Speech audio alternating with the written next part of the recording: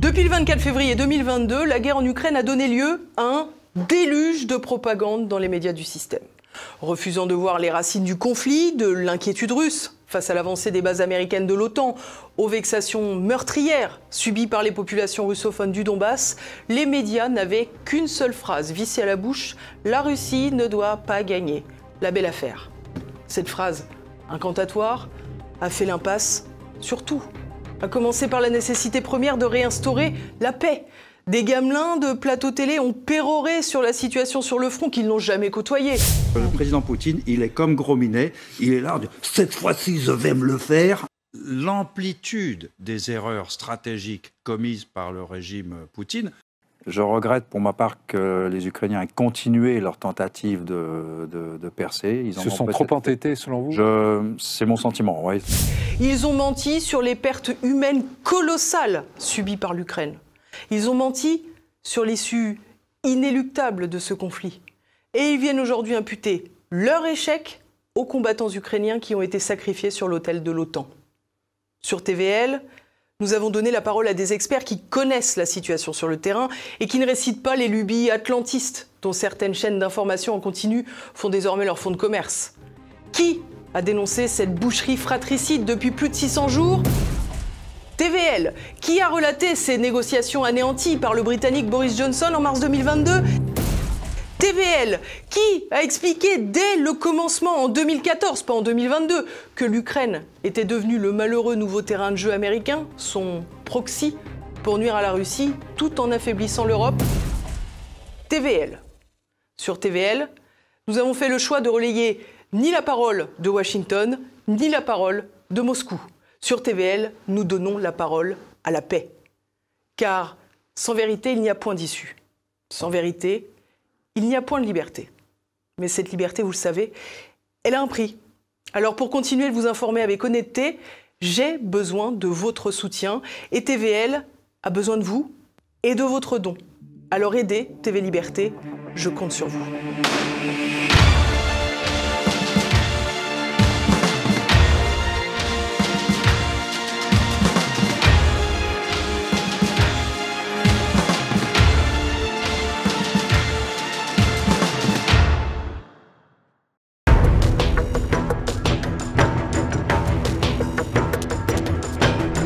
Bonjour à tous, bienvenue dans notre Zoom aujourd'hui en compagnie de Benjamin Blanchard. Bonjour Benjamin. Bonjour Pierre Bergerot. Vous êtes Benjamin, le directeur général de l'association SOS Chrétiens d'Orient, association que vous avez fondée en 2013 avec Charles Demeyer. Vous publiez cet album anniversaire de l'urgence à l'espoir, 10 ans d'action aux côtés des chrétiens d'Orient, à retrouver sur la boutique, comme d'habitude, de TV Liberté. Pour commencer, excusez-moi, cet entretien, est-ce qu'on peut aller sur l'actualité la plus chaude, à savoir ce conflit qui oppose le Hamas à l'État d'Israël? Est-ce que votre association s'est investie auprès des populations civiles de Gaza? Alors nous ne sommes pas présents en Terre Sainte pour différentes raisons, notamment logistiques. Mais évidemment, nous avons été très touchés par ce qui se passe là-bas. Et notamment, nous avons envoyé quelques aides, ce que nous avons pu, et notamment auprès de la paroisse Saint-Porphyre, donc qui est la paroisse grecque orthodoxe de Gaza, qui avait fait un peu parler d'elle parce que son compound, son enclos avait été touché, alors pas l'église elle-même, mais les bâtiments annexes où s'étaient réfugiés des gens. Des paroissiens avaient été touchés par des bombardements israéliens, et donc nous avons envoyé via le patriarcat orthodoxe une aide de 5 000 €. Et puis, plus récemment, on est en train, là, à l'heure où nous enregistrons, de participer à un convoi humanitaire de la Croix-Rouge qui part d'Égypte pour Gaza et qui est organisé par l'Union des Français de l'étranger. Et donc, SOS Chrétiens d'Orient a apporté son aide à ce convoi. Et puis également au Liban voisin, qui est également touché par ce conflit, comme vous le savez, puisque il y a des affrontements entre le Hezbollah et l'armée israélienne, entre le nord d'Israël et le sud sud du Liban. Et au sud du Liban, il y a des dizaines de villages chrétiens. Donc cette semaine, nous venons de faire une opération d'urgence pour livrer des colis alimentaires, des produits de première nécessité à une petite vingtaine de villages chrétiens, je crois 16 ou 17, je ne sais plus, qui se retrouvaient complètement isolés avec des grosses difficultés d'approvisionnement. D'accord, alors cet album, c'est à l'occasion des 10 ans, donc revenons un petit peu sur la naissance de votre association. Qu'est-ce qui vous a poussé à créer cette association, je le disais en introduction, en 2013 ? Et quels étaient les objectifs que vous vous êtes fixés au départ ? Avec Charles de Meyer, nous avions constaté à l'été 2013 qu'il y avait vraiment un problème spécifique d'émigration des chrétiens d'Orient. Donc c'est vrai que c'est une région où il y a beaucoup d'émigration, mais plus particulièrement dans la population chrétienne. Et puis à l'été 2013, se sont déroulés plusieurs événements qui nous ont interpellés. Tout d'abord la prise du village chrétien de Maaloula en Syrie, un village où on parle encore l'araméen, la langue du Christ. Ce village avait été pris par le Front Al-Nosra, qui était la branche syrienne d'Al-Qaïda. Et dans le même temps, le ministre de l'Intérieur de l'époque, Manuel Valls, nous disait qu'il y avait plusieurs centaines de Français qui étaient engagés dans les rangs de Daesh. Et en même temps, la France voulait bombarder la Syrie, souvenez-vous, aux côtés des États-Unis de Barack Obama. Ça ne s'est pas fait au dernier moment, puisque Barack Obama a choisi de consulter le Congrès. Personne ne sait vraiment pourquoi. Et finalement, la guerre n'a pas eu lieu. Mais avec Charles de Meyer, nous trouvions ça un peu terrible que les seules images que pouvaient avoir de la France les Syriens, c'était d'un côté d'envoyer des terroristes dans les rangs de l'État islamique, puisque nous les laissions bien partir, ces gens-là, et de l'autre d'envoyer des bombes. Et donc nous avons choisi d'aller sur place et au contraire, pour fêter Noël avec eux, apporter des cadeaux plutôt que des bombes soit militaires, soit terroristes. Alors, vous expliquez dans votre livre que à l'indignation, SOS Chrétiens d'Orient préfère l'action. Alors, quels sont les grands axes de votre action sur le terrain ? Alors, l'idée de départ, et c'est toujours la même 10 ans après, c'est d'aider les populations, notamment les chrétiens qui souhaitent rester chez eux, à rester chez eux. Alors, c'est pas dans notre rôle de forcer quiconque, ni notre intention, mais par contre, il y a beaucoup de gens qui n'ont pas envie d'émigrer, mais qui y sont forcés. Et en fait, le but de l'association, c'est de leur donner le choix de pouvoir rester dans leur patrie, puisque nous estimons que c'est un droit quand même important de pouvoir rester dans sa patrie. Et en fait, dès le début, on a distingué 6 grands piliers d'action. Donc tout d'abord l'aide d'urgence, puisque c'est parfois indispensable, mais nous avons tout de suite voulu aller au-delà de l'aide d'urgence et travailler dans différents domaines, que ce soit le secteur médical, l'éducation et la jeunesse, avec notamment la construction d'écoles ou d'écoles de campagne en temps de crise, la fourniture de bourses, notamment au Liban, dans cette crise que le Liban connaît actuellement, de bourses pour les élèves, pour les écoles privées, également des camps d'été pour les enfants. Ensuite, nous avons la culture et la préservation du patrimoine, avec notamment la reconstruction d'églises, comme actuellement à Mossoul, avec Monseigneur Najib, l'archevêque chaldéen de Mossoul, mais aussi la présence de centres culturels. Nous avons 3 centres culturels en propre, à Tripoli au Liban, à Alep et à Homs en Syrie, avec des cours de français, des cours de soutien scolaire, des cours de musique, des cours de théâtre, des cours d'art plastique et même des cours de taille de pierre. Et puis aussi le soutien au spectacle vivant, avec des soutiens à des troupes de danse, de théâtre, etc. Et puis ensuite, bien sûr, le développement économique, avec pour aider les gens à créer leur emploi, voilà, à créer leur emploi, de l'artisanat, des commerces, des petites entreprises, et puis enfin là, les maisons, la réhabilitation des maisons, que ce soit après la guerre, donc les aider à réhabiliter leur maison, leur appartement, ou alors dans des pays de grande pauvreté comme l'Égypte, aider à améliorer l'habitat pour que les gens puissent avoir un habitat décent, c'est-à-dire avoir au moins un toit et un sol puisque dans certains villages d'Égypte, les gens sont propriétaires de maisons, mais où il n'y a même pas de toit, il y a à peine quelques murs branlants, et donc ils vivent dans la boue, etc. Donc ça, c'est aussi une part importante de notre action. Et je me souviens vous avoir vu dans votre ouvrage, mais je ne retrouve pas la page, avoir inauguré, c'était peut-être un scanner ou un IRM dans un grand hôpital. Voilà, tout à fait. Donc ça, c'est le scanner. C'est un très gros projet de l'année 2022, 450 000 €. Donc c'est pour le centre cardiovasculaire franco-arménien de Goris. Donc Goris, c'est une ville du sud de l'Arménie qui, en plus, à l'époque, rayonnait sur le Haut-Karabakh. Donc ça devait permettre aux habitants du Haut-Karabakh de venir se soigner, donc d'avoir un diagnostic rapide pour les problèmes cardiaques, puisque jusqu'à présent, il fallait aller à Yerevan, donc c'est très loin, des heures et des heures de voiture, et souvent c'était trop tard pour des problèmes, des urgences cardiaques. Et donc nous avons offert ce scanner à cet hôpital, qui est en plus un hôpital franco-arménien spécialisé dans la médecine cardiaque, et qui maintenant fonctionne pour tout le sud du pays. Et j'en parlais avec l'autre jour avec le journaliste Frédéric Ponce qui a écrit un livre sur l'Arménie. L'Arménie va-t-elle disparaître? Je crois que c'était sous le titre de son ouvrage.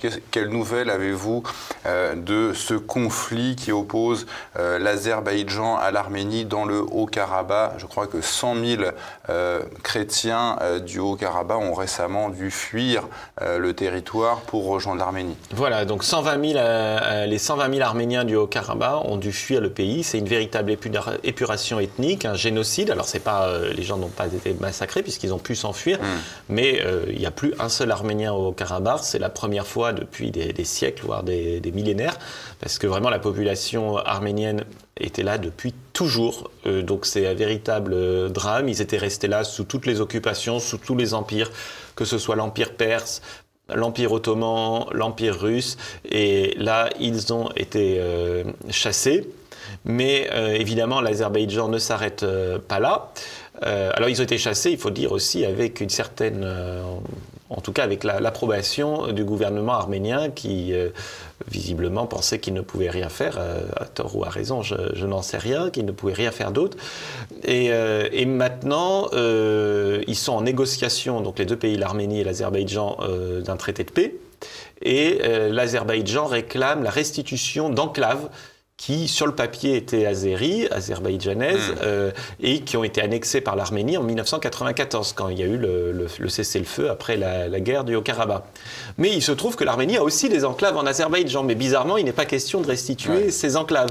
Et ce qui est très grave, c'est que le Premier ministre arménien a promis la restitution, aurait promis en tout cas, mais c'était à Madrid, tout le monde l'a entendu, donc on espère que sa langue a fourché, mais il aurait promis de restituer ces enclaves à l'Azerbaïdjan, et ça va complètement miter le territoire arménien, et surtout certains des villages dont il est question sont en plein milieu de la route principale nord-sud du pays. Donc c'est extrêmement grave, et évidemment si ce traité de paix contient une telle clause, on ne peut que s'inquiéter sur l'avenir de l'Arménie.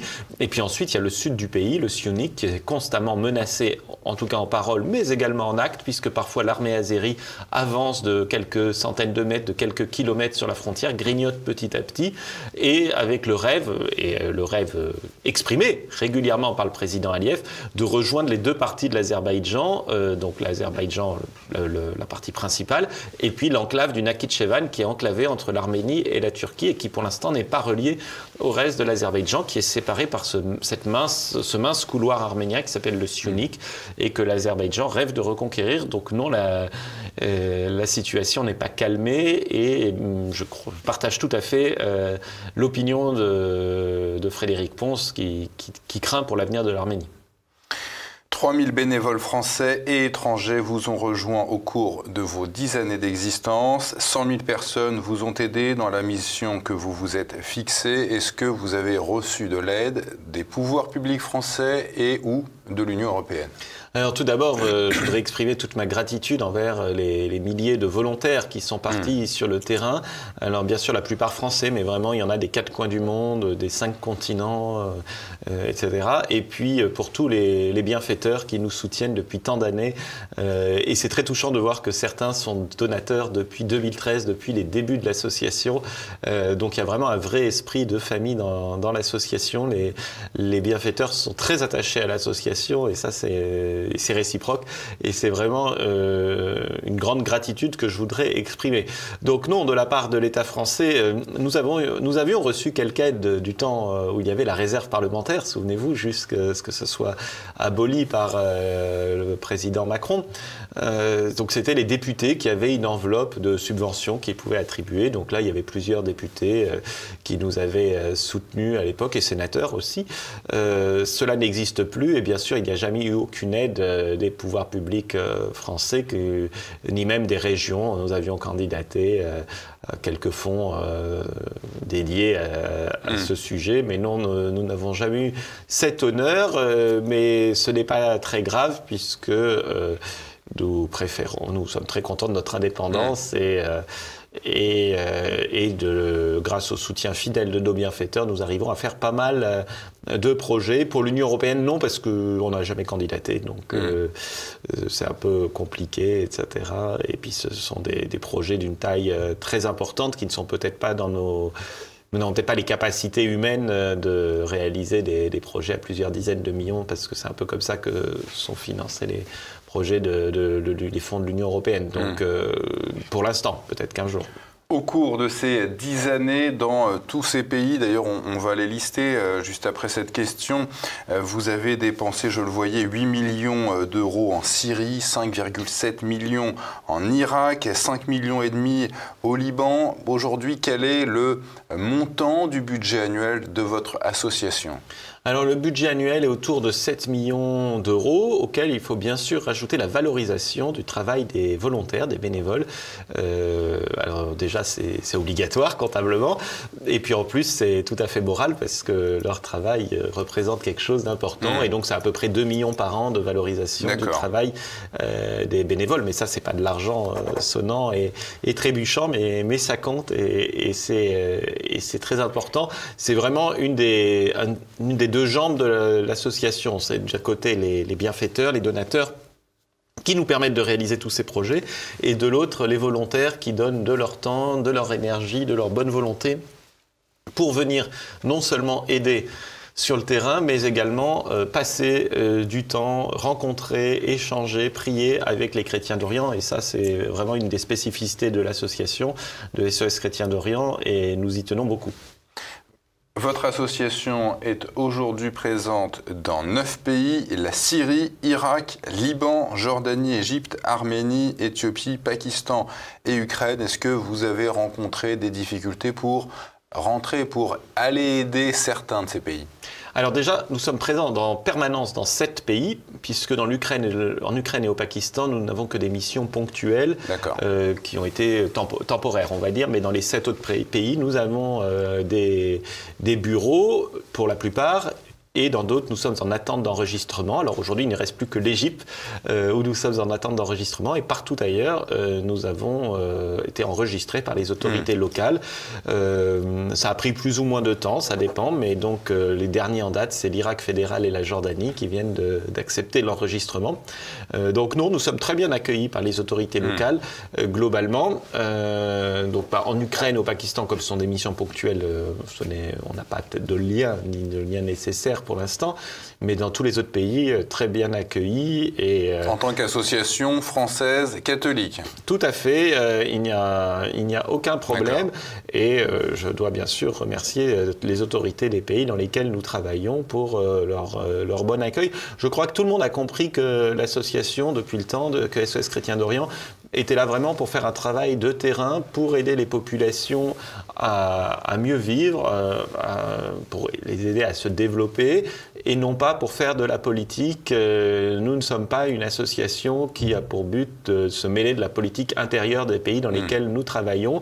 Et nous estimons que, bien sûr, les droits de l'homme sont quelque chose de très important, mais que le premier des droits de l'homme, c'est un droit de l'homme important de pouvoir manger et dormir sous un toit. Ce n'est pas non plus négligeable. Peut-être avant de pouvoir se présenter à l'élection présidentielle, il faut peut-être pouvoir manger. Et c'est un peu notre propos et notre travail. L'Ukraine fait un petit peu figure d'exception, puisque je rappelle que votre association s'appelle Chrétiens d'Orient. Pourquoi être allé sur le terrain, sur ce terrain-là? Parce que ce sont des chrétiens orientaux, hein, ça dépendait du patriarcat de Constantinople, donc c'est l'église, une des églises orientales, donc nous sommes parfaitement dans l'objet social, et effectivement nous n'avions pas pour habitude de travailler en Europe, et d'ailleurs ça reste un peu exceptionnel, mais au tout début de la crise ukrainienne, nous avons été appelés par des gens qui nous ont demandé de l'aide, donc c'est pour ça, à chaque fois ça a été de manière un peu empirique, parce que chaque fois que nous avons commencé à travailler dans un pays, c'est parce que nous avons été appelés par des gens nous demandant de l'aide. Et donc nous avions fait des missions d'urgence, une au nord de l'Ukraine, au nord-ouest, qui s'est assez vite terminée parce que nous avions constaté qu'il y avait beaucoup d'aide internationale qui arrivait, qui arrivait très vite et donc les besoins étaient remplis. Et par contre au sud, nous étions basés en Moldavie, c'était votre serviteur qui conduisait la mission, et nous avions vu que déjà l'aide arrivait beaucoup plus loin en Moldavie qu'en Hongrie et en Pologne, donc pour les réfugiés. Et puis également dans la petite république séparatiste de Transnistrie, où aucune aide n'arrivait, alors qu'il y avait 10% de la population qui était constituée de réfugiés ukrainiens. Et puis ensuite, au sud-ouest de l'Ukraine, notamment dans la région d'Odessa, nous nous sommes rendus compte que l'aide n'arrivait pas jusque-là. Est-ce que c'est parce que les habitants étaient russophones et que le gouvernement central les négligeait ? Je ne sais pas. Mais en tout cas, pendant 3 mois et demi, nous avons une équipe qui était à cheval entre la Moldavie et le sud-ouest de l'Ukraine pour aider à la fois les hôpitaux, les maisons de retraite, et les soupes populaires d'Odessa, mais aussi des villages de toute la région, l'oblast, comme ils disent là-bas, et qui avaient des graves difficultés d'approvisionnement. Puis petit à petit, ces difficultés se sont estompées, l'État ukrainien s'est réorganisé, et les besoins n'étant plus flagrants, nous avons cessé. Voilà. Vous avez tout à fait raison de nous rappeler que les Ukrainiens sont des chrétiens d'Orient. Je ne sais pas pourquoi je les ai classés. C'est vrai que c'est en Europe, donc pour le coup, c'est le seul endroit en Europe où nous avons travaillé. Le Pakistan, vous l'avez évoqué, vous en parlez largement dans votre ouvrage. 5 millions de chrétiens vivent au milieu d'une population de musulmans plutôt radicaux. Tout le monde se souvient du calvaire de cette jeune Asia Bibi, aujourd'hui réfugiée au Canada. Elle avait été accusée à l'époque de blasphème contre l'islam. Dans quelles conditions vivent ces chrétiens au Pakistan ? Alors voilà, ces chrétiens sont assez nombreux. Bon, le Pakistan est un pays très peuplé, on parle de 2% de chrétiens environ. Moitié de catholiques, moitié de protestants. Cette loi sur le blasphème est une véritable épée de Damoclès sur la tête des chrétiens, puisqu'il n'y a besoin que d'un témoin, je crois. J'espère ne pas me tromper, mais c'est vraiment des conditions très faciles d'invoquer le blasphème devant les tribunaux, le blasphème contre le Coran. Et donc c'est vraiment une épée de Damoclès. Un commerçant qui réclame son dû après avoir vendu... qui réclame le paiement de sa dette, le débiteur va pouvoir dire il ne va pas payer sous prétexte qu'il a blasphémé le Coran. Un parent d'élève qui a vu son enfant recevoir une mauvaise note à l'école par un professeur chrétien va pouvoir dire que le professeur a blasphémé le Coran. Donc c'est vraiment une épée de Damoclès. Heureusement, toute la population n'invoque pas, puisque il y a quand même la majorité des gens sont des gens de bonne compagnie ou de bonne foi, j'espère. Et donc, parce que sinon tous les chrétiens seraient en prison. Mais c'est quand même une épée de Damoclès qui fait vraiment peser un risque sur la vie de tout un chacun. C'est vraiment un gros problème. Et il y a plusieurs ministres qui ont tenté d'abolir cette loi. Je pense notamment à Sheraz Bhatti, qui était un chrétien, qui était ministre dans le gouvernement Bhutto, si ma mémoire est fidèle, Madame Bhutto, et qui était ministre spécialisé pour la condition des minorités ou des droits de l'homme, je ne sais plus exactement le titre, et il avait tenté d'abolir cette loi, il a été assassiné. Bien sûr, Madame Bhutto a été assassinée aussi, son fils ou son gendre aussi, et puis même le chef de l'autre parti, du parti conservateur, Nawaz Sharif, le chef de la Ligue musulmane du Pakistan, donc c'est plutôt le parti de droite, eh bien, lui aussi avait tenté d'abolir cette loi et il a failli être assassiné. Donc l'assassinat a raté, mais suite à ça, il a retiré de son programme l'abolition de cette loi. Et donc oui, il y a des gens de bonne volonté qui essayent de changer les choses, mais les radicaux, les musulmans extrémistes sont très puissants, sont bien organisés et tiennent en quelque sorte l'État par le bout du nez et empêchent les élites de changer quoi que ce soit à cette loi inique et injuste. Vous êtes toujours, quelques années, c'était en 2019, après la chute de l'État islamique en Syrie. Comment s'organise la reconstruction ? La reconstruction ne s'organise pas, puisqu'il n'y en a presque pas, puisque la Syrie est frappée par des sanctions. Voilà, des sanctions principalement américaines, mais l'Union européenne y prend sa part également. Et dans ces sanctions, on voit que la reconstruction est interdite, ce qui est quand même aberrant. Reconstruire une maison, ça serait servir le régime. Donc ça, c'est quelque chose que je ne peux pas comprendre. Et donc, c'est très difficile. Vous avez interdiction d'apporter du matériel pour reconstruire. Qui vous en empêche, en fait ? En fait, les sanctions disent que la reconstruction... Le matériel n'arrive pas, quoi. Il y a de quoi, mais en tout cas, par exemple, les Nations Unies ne peuvent pas avoir de programme de reconstruction. Alors après, il y en a, mais ça s'appelle différemment. D'accord. Mais je sais que, par exemple, il faut rendre hommage à la Fondation pour la culture et le développement de la GACAN, donc le chef spirituel des Ismaéliens, qui a consacré des centaines de millions de dollars pour reconstruire des pans entiers de la vieille ville d'Alep, du souk d'Alep. Le travail est absolument magnifique. C'est d'ailleurs un Français, Thierry Glandin, qui est à la tête de cette reconstruction, via la fondation de la GACAN. Mais hélas, pour les destructions sont telles qu'il faudrait bien sûr des programmes internationaux, des grandes puissances qui ont les fonds. Et jusqu'à présent, c'est impossible. Et donc la reconstruction avance à pas très mesuré. Et puis, par ailleurs, les sanctions étouffent complètement le pays. Et la situation, pour beaucoup, est pire que pendant la guerre. C'est ce que nous entendons en permanence. Je le vois, je m'y rends régulièrement.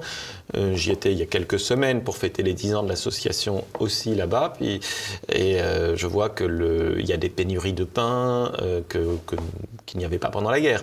Des pénuries d'essence, il n'y a presque pas d'électricité. Donc nous avons des gros programmes d'installation de panneaux solaires, puisque de toute façon, il n'y a pas d'électricité du gouvernement. Ouais. Et les générateurs, il n'y a pas de mazout pour mettre dans les générateurs. Et tout ça parce que pourtant la Syrie est productrice de pétrole, était autonome en blé. Mais tout ça, c'est dans le quart nord-est du pays qui est occupé par l'armée américaine et qui visiblement vole le blé et le pétrole syrien. De l'autre côté de la frontière à l'ouest, le Liban, vous avez intitulé votre chapitre concernant ce pays dans votre ouvrage « Un pays éclaté ». Comment vivent les chrétiens entre la crise économique et la crise sanitaire ? Les chrétiens, comme tout le reste de la population, sont en grande difficulté au Liban, mais c'est vrai que les chrétiens peut-être plus particulièrement, puisque la communauté était déjà fragilisée bien sûr par la guerre du Liban et la perte d'influence qui s'en est suivie. C'est un grand drame que traverse le Liban. L'émigration est très très forte. La monnaie libanaise ne vaut pratiquement plus rien. Heureusement, de plus en plus de personnes, notamment dans le secteur privé, sont désormais payées en dollars, donc ça a un petit peu amélioré la situation, mais les fonctionnaires, eux, sont toujours payés en livres libanaises, et ça, c'est un drame, ce qui fait que les fonctionnaires ne vont plus travailler peut-être qu'une demi-journée par semaine, puisqu'ils ne sont presque plus payés, et donc tout l'État est à l'arrêt. Même à faire un passeport peut prendre des mois, des années, puisqu'il n'y a plus personne pour travailler derrière les bureaux, puisque l'État ne paye plus, donc tout le pays est à l'arrêt. Le pays n'a plus de président depuis maintenant bientôt un an et demi, avec la fin du mandat du président Aoun le 31 octobre 2022. Il n'y a pas de gouvernement non plus, puisque le gouvernement du Premier ministre Najib Mikati est un gouvernement démissionnaire, donc qui n'est là que pour expédier les affaires courantes. Je crois que ça fait presque 2 ans qu'il est démissionnaire. Il n'y a plus de gouverneur de la Banque centrale depuis juillet dernier. Il n'y a plus bientôt, je crois, de général en chef de l'armée, de chef d'état-major de l'armée. Bref, il n'y a plus aucune nomination de ce fait, et le pays est complètement à l'arrêt. Nous espérions que l'accord entre l'Arabie Saoudite et l'Iran, l'accord de paix, puisse débloquer la situation, mais hélas, il n'en est rien. soit que cet accord n'aille pas assez loin, soit que les Libanais, bien qu'ils soient toujours un peu dépendants de l'étranger, les rancœurs internes soient peut-être encore plus fortes que les influences étrangères. Et puis bien sûr, la guerre en Terre Sainte n'a pas arrangé les choses au Liban et a exacerbé les tensions entre les différents camps. Après 10 ans d'existence, qu'est-ce qu'on peut souhaiter à SOS Chrétiens d'Orient ? Alors, premièrement, nous pourrions souhaiter que SOS Chrétiens d'Orient n'ait plus d'objets. Oui, ils disparaissent. Voilà, puisqu'il n'y aurait plus de... d'Orient aille mieux. Voilà, qu'il n'y ait plus de besoin, mais hélas, ça n'en prend pas le chemin. Ouais. Et les récentes tourmentes par lesquelles nous avions commencé nous le rappellent très, très fortement. Mais je crois que déjà nous souhaiter de rester fidèles à l'idée d'origine et même l'équipe d'origine. Je crois que c'est aussi une bonne histoire d'amitié et de convivialité entre nous, puisque avec Charles de Meyer, nous avons toujours tiré dans le même sens. On avait reçu il n'y a pas très longtemps. Voilà, pour son livre qui est remarquable. Très professionnel et très sympathique. Voilà, et donc de nous souhaiter de continuer et d'avoir toujours plus de volontaires et de bienfaiteurs qui nous permettent d'aider ces populations à rester sur la terre de leur père. De l'urgence à l'espoir, 10 ans d'action aux côtés des chrétiens d'Orient. N'hésitez pas à vous procurer cet ouvrage, un beau cadeau. Qui est préfacé par le cardinal Burke, qui nous a fait l'honneur de venir célébrer une messe d'action de grâce pour les 10 ans et présider le colloque que nous avons donné à l'occasion et présider le dîner aussi. Donc un grand merci au cardinal Burke. Un beau cadeau de Noël et en plus l'occasion d'aider l'association SOS Chrétiens d'Orient. Merci à vous, Benjamin Blanchard. Merci Pierre Bergerot.